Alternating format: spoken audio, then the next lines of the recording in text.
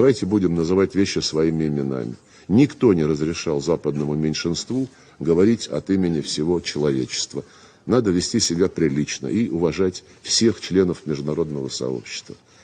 Насаждая основанный на правилах порядок, его авторы высокомерно отвергают ключевой принцип Устава ООН – суверенное равенство государств.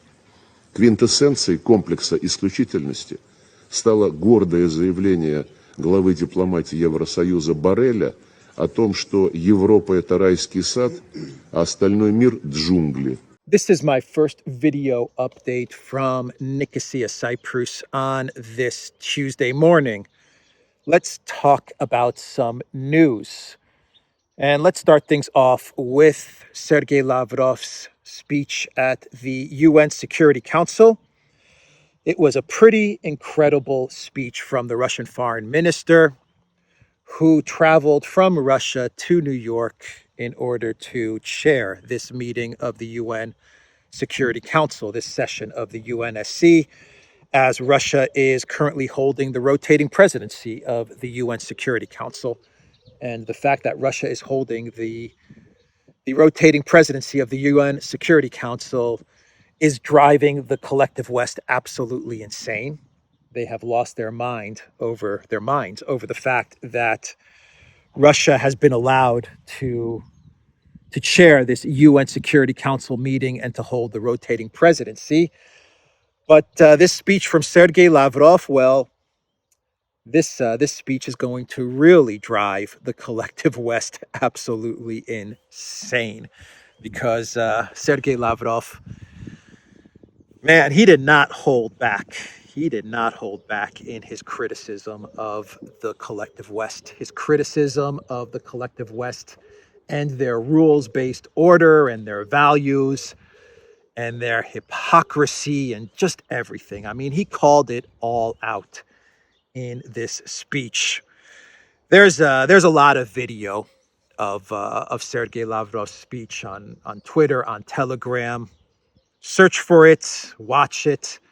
It was a pretty incredible speech from the Russian foreign minister. The actual theme of the speech was effective multilateralism. That was the theme that Sergei Lavrov covered in his speech. And I mean, he talked about blowing up the Nord Stream pipeline. He talked about Jungle Joseph and the garden and the jungle.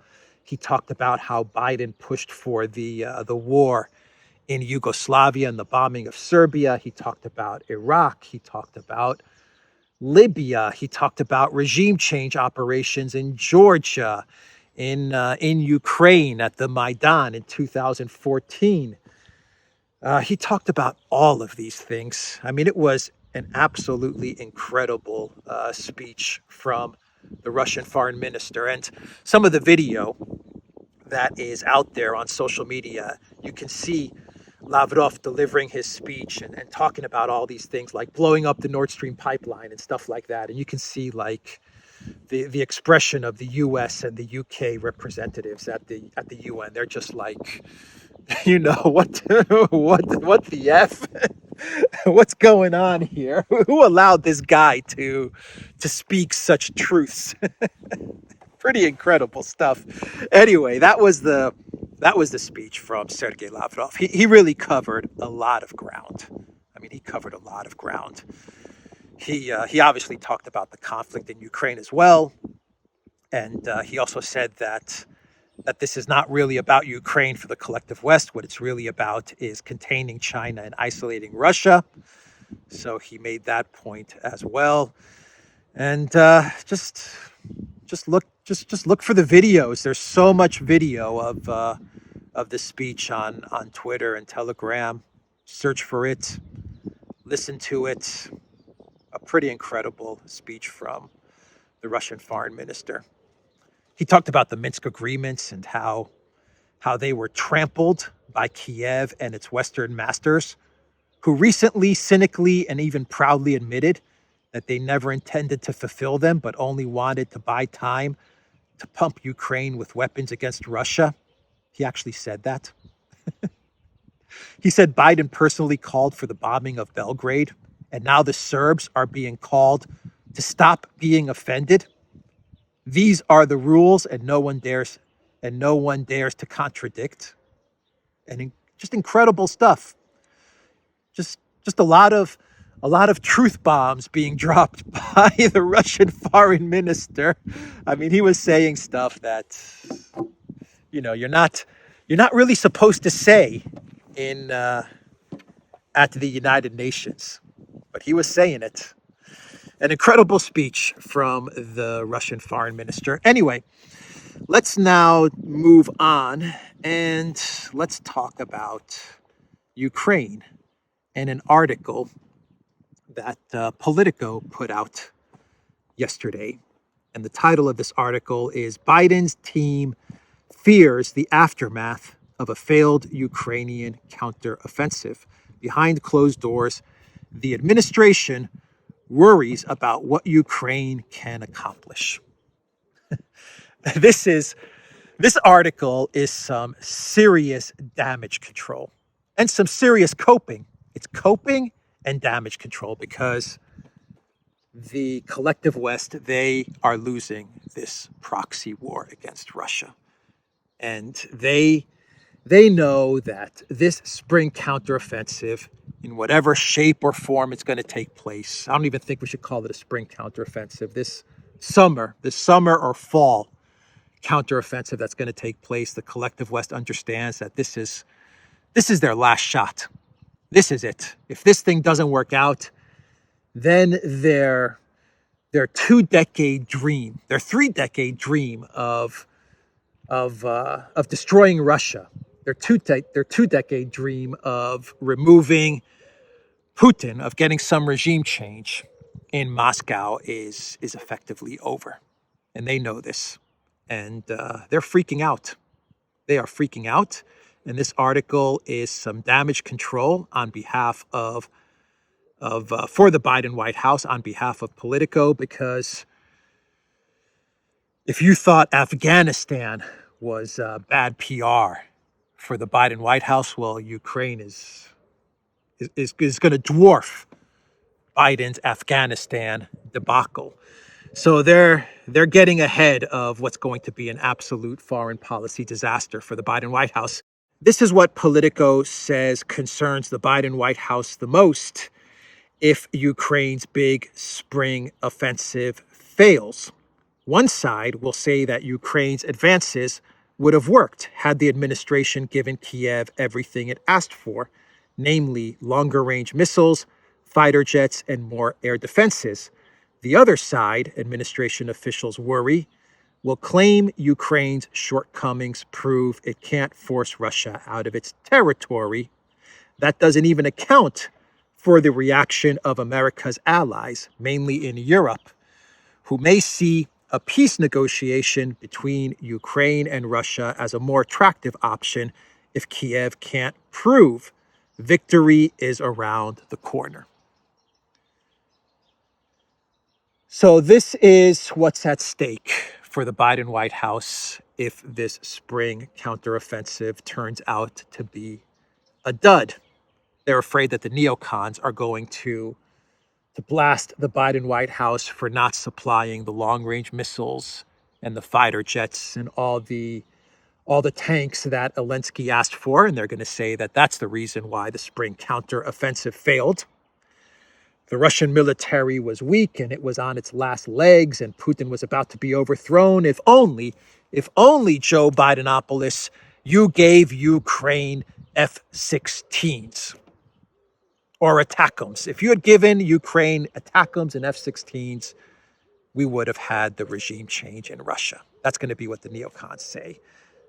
The other side is going to lay into the Biden White House and basically say, you know what? We're not going to be able to get Russia out of this territory. We're not going to be able to push them out of the Donbass and out of Crimea, and so it's time that we look for some sort of off ramp. And the European allies, well, they're going to say we're out of here. We've destroyed our economies. We've destroyed our energy security. It's over. Ukraine cannot win this war. It's over. It's time for us to seek dialogue with the Russians. You blew up our pipeline. It's time to get some dialogue going. So that's what's at stake for the Biden White House and this spring counteroffensive, or at least that's what they're worried about if this spring counteroffensive fails. Politico also says that the fighting has taken a toll on the Ukrainians as well. 14 months into the conflict, the Ukrainians have suffered staggering losses, around 100,000 casualties, with many of their top soldiers either sidelined or exhausted. The troops have also gone through historic amounts of ammunition and weaponry, with even the West's prodigious output unable to match Zelensky's urgent requests. U.S. officials have also briefed Ukraine on the dangers of overextending its ambitions and spreading its troops too thin. The same warning Biden gave then Afghan President Ashraf Ghani as the Taliban moved to sweep across the country during the U.S. military withdrawal in 2021. So isn't it interesting that we now have collective West, mainstream media, openly talking about Ukraine casualties, and they even have a number, around 100,000. That's the number that they're going with. Last week, the Financial Times, they said that Ukraine had suffered around 100,000 casualties. Now you have Politico openly talking about Ukraine suffering 100,000 casualties. 3 months ago, it was taboo to talk about Ukraine casualties. Russian casualties? Oh yeah, no problem. Russia has lost 100,000 men. Russia has lost 200,000 men. Russia has lost 500,000 men, and 97% of its military is bogged down in Ukraine. This is a catastrophe for the Putin government. This is a catastrophe for the Kremlin. Russian casualties are just astronomical. That was the narrative 3 months ago. Ukraine casualties? Zero. Ukraine hasn't suffered any casualties. What casualties? What are you talking about, man? Russia, 500,000 casualties. Ukraine? We don't know what you're talking about. Maybe 1 or 2 guys here and there, but nothing more. That was the narrative 3 months ago. Now you have the mainstream media talking about 100,000 Ukraine casualties. Remember Vander Crazy's speech three or 4 months ago, where she said that Ukraine had lost 100,000 officers? Remember that speech? And then the European Union, Vander Crazy's team, they edited that speech and they removed the part of the 100,000 casualties, and then they re-uploaded it on social media, and they took that 100,000 casualty part out. Remember that? Now, Politico, Financial Times, CNN, Washington Post, the New York Times, they're all openly talking about 100,000 Ukraine casualties. They always say that Russia has suffered more casualties. They always throw that caveat in there. They say Ukraine has suffered 100,000 casualties, but Russia, they've suffered 100,001 casualties. So they've suffered more. They always have to throw that caveat in there. But they're talking about the casualties in Ukraine, and I think that's significant. That means something. That definitely means something. Politico, they also mention Afghanistan. They mention Afghanistan in this article, and they talk about how Biden warned the Afghan president about what was going down in Afghanistan. Joe Biden, the foreign policy chess grand master, he warned the president of Afghanistan about what was about to happen. President Ashraf Ghani. If only President Ghani had listened to Biden's warnings. If only he had listened to foreign policy guru Joe Biden. Come on, man. Come on, man. Who are you trying to fool, Politico? Please, give me a break. Give me a break. If only President Ghani had listened to Biden's warnings. We saw the videos.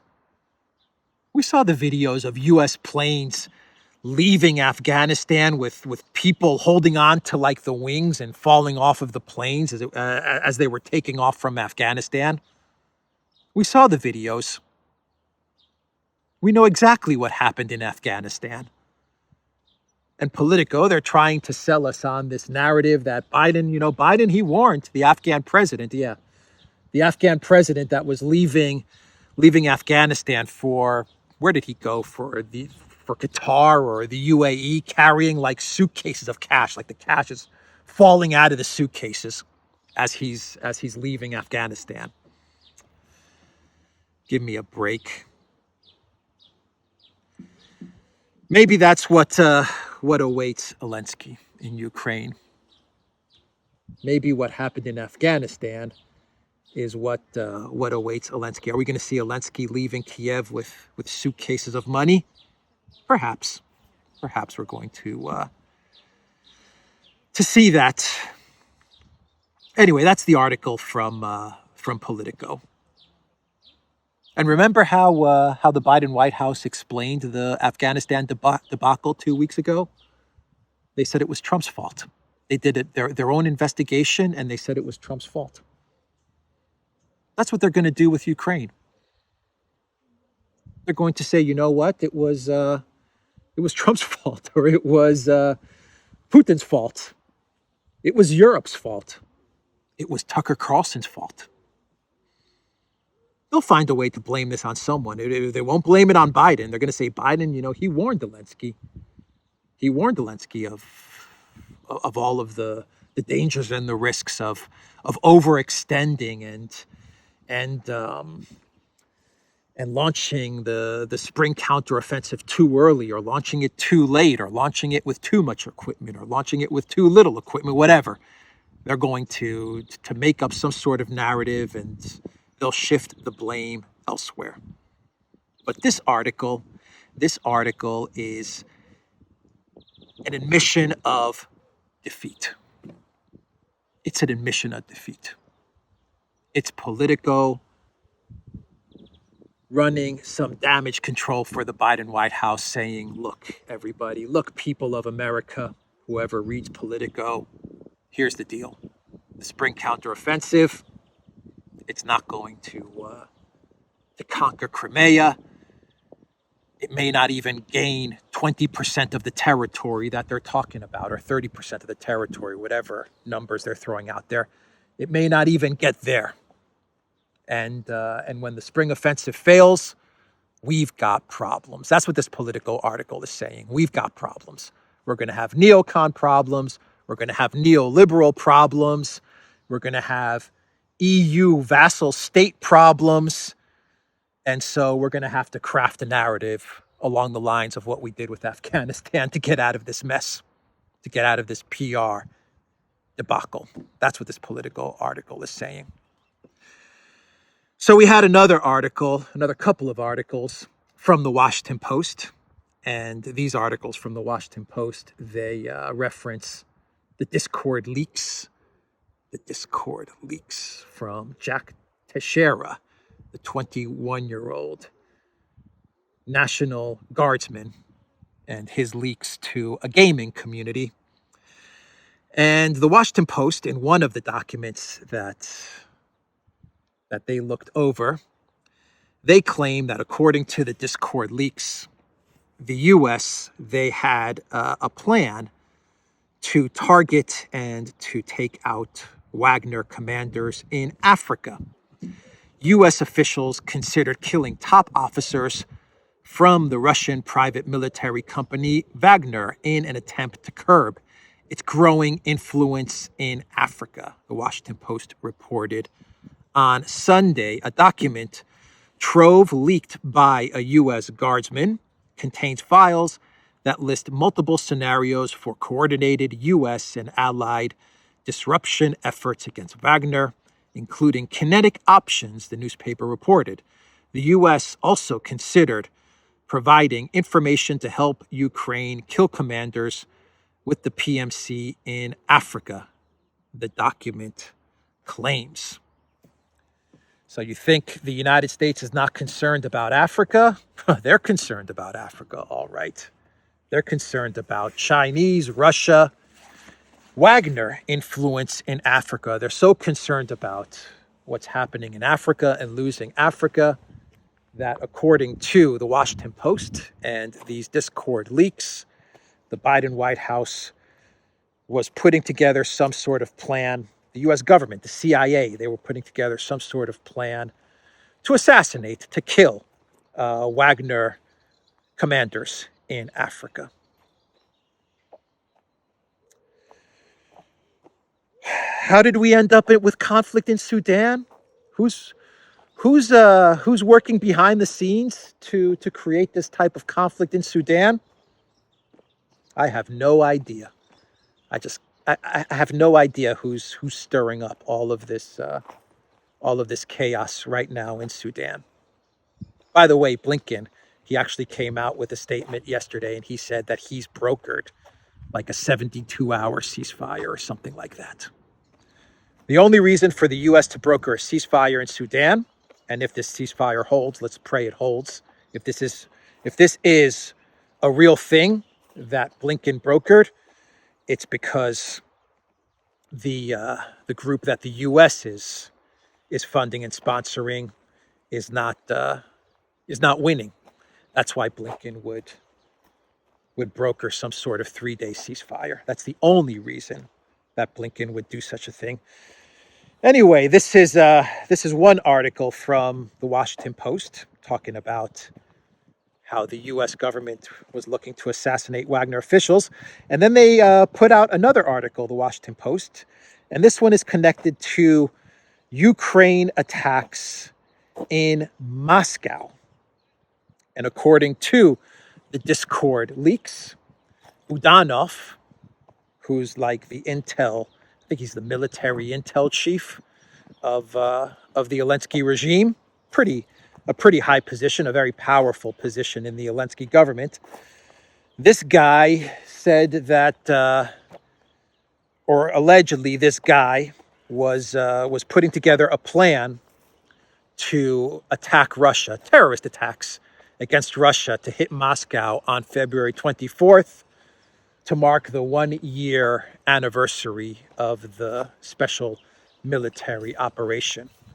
And Budanov had this plan to attack Moscow with bombs or missiles or drones or terrorist attacks, whatever, who knows. And it was the Biden White House that talked him out of it. They talked him out of conducting these terrorist attacks against Moscow. That's another document from the Discord leaks that the Washington Post is reporting on. And what this shows is that the U.S. does indeed call the shots in Ukraine. It's kind of an admission, isn't it? That the U.S., they know exactly what's going on in the Zelensky regime, even when they're up to committing terrorist attacks against Moscow. They know what's about to take place, and they can either give it the green light or they can put a stop to it. And in this case, they put a stop to it. And they told Budanov to not launch terror attacks against Moscow. And you know why they stopped Budanov from launching these terrorist attacks. I'm not saying that these terrorist attacks would have been successful, but the U.S. they put a stop to Budanov from launching these terrorist attacks because the U.S. knows that if Budanov did such a thing and he managed to blow up something in Moscow, something significant in Moscow, well, that would have given the Kremlin the green light to really hit Ukraine hard and to hit Kyiv and Zelensky's bunker, Zelensky's headquarters, really, really hard. That's what would have happened. Because right now, Russia is not going after Zelensky, and they're not going after Zelensky's compound and the bunker where he hides out at. They're leaving it untouched, and the reason they're doing that, my guess, is that if they were to hit Zelensky and to take him out and to take out all of his command in Kiev, it would be a bit too much for Russia's partners and allies to stomach. I think if Russia did that, then you might see countries like India or South Africa saying, "Okay, we can't support this anymore. We're pulling out of supporting Russia." But if there was a terrorist attack in Moscow, well, then that would give Russia the justification to retaliate without jeopardizing their relationships with BRICS and with partners. So that's why the U.S. put an end to this alleged terrorist scheme that Budanov had cooked up. The U.S. would like Russia to hit Kiev, but without any type of justification or reason. The U.S. would be absolutely cool with that, because then they could drive a wedge between Russia and BRICS, for example, Russia and India. But to give Moscow a reason to retaliate, that's something the U.S. does not want. They do not want that. And there's no better reason than a terrorist attack hitting Moscow. There you would see India and South Africa and China be like, look, Budanov blew up this in Moscow, this place in Moscow. Well, Russia can retaliate now. And it would be a devastating retaliation if something like that were to happen. Anyway, that's a story. That's another story from the New York Times, from the Washington Post, not the New York Times, from the Washington Post, and that is from the Discord leaks.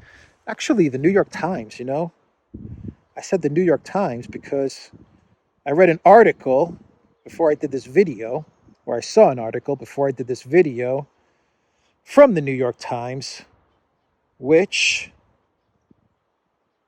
had the title, so I've got the New York Times on my mind, which had the title, Ukraine's Spring Offensive Comes with Immense Stakes for Future of the War. Without a decisive victory, Western support for Ukraine could weaken and Kiev could come under increasing pressure to enter serious peace talks to end or freeze the conflict. Basically what the Politico article said. Damage control, coping and damage control. That is what the New York Times is also reporting. The armed forces of Ukraine face many problems, so the most likely outcome remains a stalemate. The most likely outcome remains a stalemate, according to the New York Times. This is after the spring offensive. That's what the New York Times is reporting. When this offensive takes place and all is said and done, the NYT says, at best, a stalemate. The most likely outcome will be a stalemate. And if that's the case, well, a lot of support for Ukraine is going to disappear. It's going to disappear. So let's do a clown world and we'll wrap this video up. And let's talk about, in this clown world, Kaja Kallas, the Prime Minister of Estonia, and her trip to meet with Zelensky. That is right. This is her first official trip as the re-elected government and Prime Minister of Estonia. So this is her first official trip to see Zelensky since her party's re-election in Estonia, and she visited Zelensky dressed in tennis shoes, Kaya Kallas. Zelensky was wearing his now standard green military outfit, and Kaya Kallas, she decided to also visit Zelensky wearing a more sporty look in her tennis shoes and jeans. So I think this is the new trend among the cool kids in the European Union is to dress sporty, to dress down to meetings with Zelensky when you're meeting Zelensky. Don't wear a suit. Don't wear business professional attire. Put on your best trainers and get on that train to visit Zelensky. So Kaya Kallas, she met with Zelensky, and Zelensky said, "I thank Madam Prime Minister and the entire Estonian people for their sincere and most importantly, timely support for our defense. If you look at per capita terms, then the help for our defense against Estonia is one of the largest in the world," Zelensky wrote on social media. I'm not so sure about this translation. I imagine he meant, then the help for our defense from Estonia is one of the largest in the world. That's what Zelensky posted on social media. And how much do you want to bet that when the video cameras stopped recording and Zelensky met with Kaya Kallas behind closed doors, one-on-one, without any video cameras recording, that they spoke to each other in Russian? I am 100% positive, all right, 99.99% positive that once all the recording and the PR was done with, and they finished up with the whole PR speaking English at the big table and all of this stuff, when all of that was over and they recorded everything so that they could put out their propaganda videos, that when Zelensky was meeting with Kaya Kallas, it was all in Russian. Kaya Kallas speaks fluent Russian. Zelensky, Russian is his native language. He barely speaks Ukrainian, and I am positive that they conducted business in Russian, in the Russian language. As I am positive everyone at that table conducted business in the Russian language. Anyway, that's the video, everybody. TheDuran.locals.com. We are on Rumble, ODYSEE, BitChute, Telegram, and